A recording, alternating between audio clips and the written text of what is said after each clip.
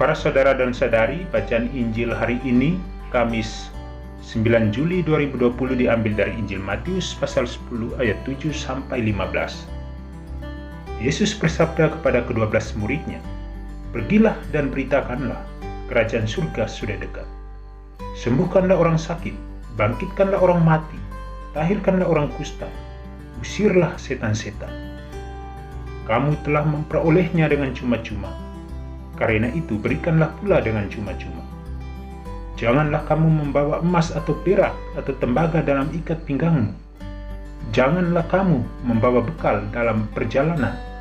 Janganlah kamu membawa baju 2 helai, kasut atau tongkat, sebab seorang pekerja patut mendapat upahnya.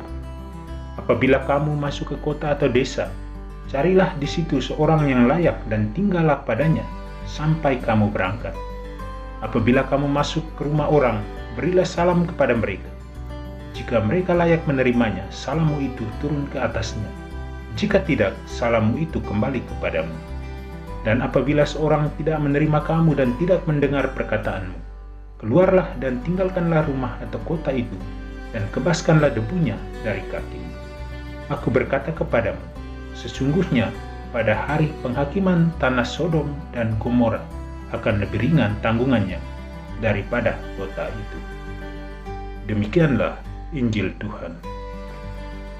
Para saudara dan saudari, suatu ketika sekelompok orang muda diutus untuk mengikuti asistensi di sebuah paroki pedalaman.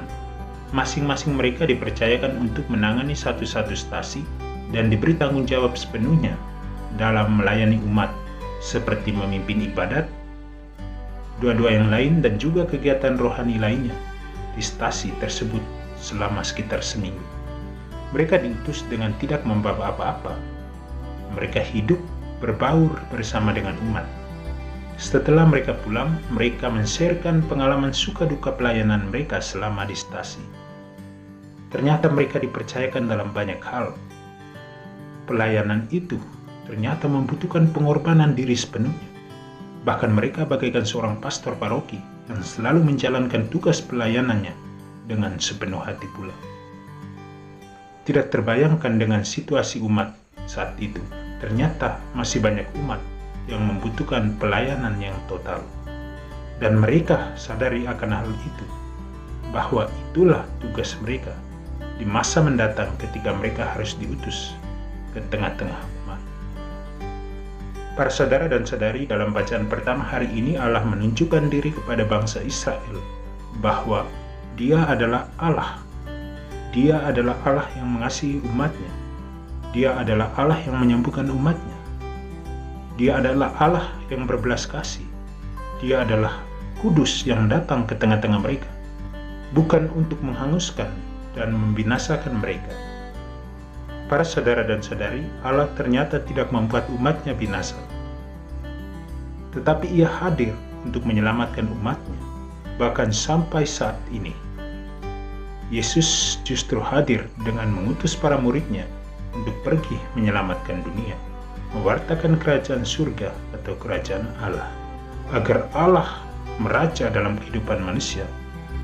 Maka para rasul juga diminta untuk menyembuhkan orang sakit, untuk membangkitkan orang mati, untuk mentahirkan orang kusta, dan untuk mengusir setan-setan. Jangan sampai segala jenis penyakit, kematian, dan kuasa setan menguasai hidup manusia. Para saudara dan saudari, Tuhan menekankan para muridnya untuk tidak hanya berdoa saja tetapi bertindak agar kerajaan Allah itu terwujud dalam kehidupan umat manusia. Sangat menarik sekali bahwa Yesus hadir di tengah-tengah para murid dengan mengajukan syarat yang menjadi tugas dan perutusan para rasulnya, yakni mewartakan kerajaan Allah sudah dekat. Banyak hal yang menjadi pegangan para murid ketika mereka menerima tugas perutusan dari Yesus. Semangat yang diperlihatkan oleh para murid menjadi spirit untuk kita melalui pewartaan kita masing-masing bagi semua orang di muka bumi ini. Yang menjadi fokus pelayanan kita adalah menghadirkan wajah kerajaan Allah di muka bumi. Tanpa memandang siapa, Yesus justru menyerahkan tugas ini kepada kita untuk menyelamatkan sesama manusia melalui tugas perutusan kita masing-masing sehingga dunia boleh merasakan kedamaian dan juga merasakan belas kasihan yang datang dari Tuhan, bukan sebaliknya kebinasaan. Semoga Tuhan menghendaki kita semua agar menjadi pribadi yang khas seperti para murid Yesus dalam seluruh karya pewartaan kita, yaitu menyelamatkan dunia saat ini. Semoga Tuhan Yesus memberkati. Amin.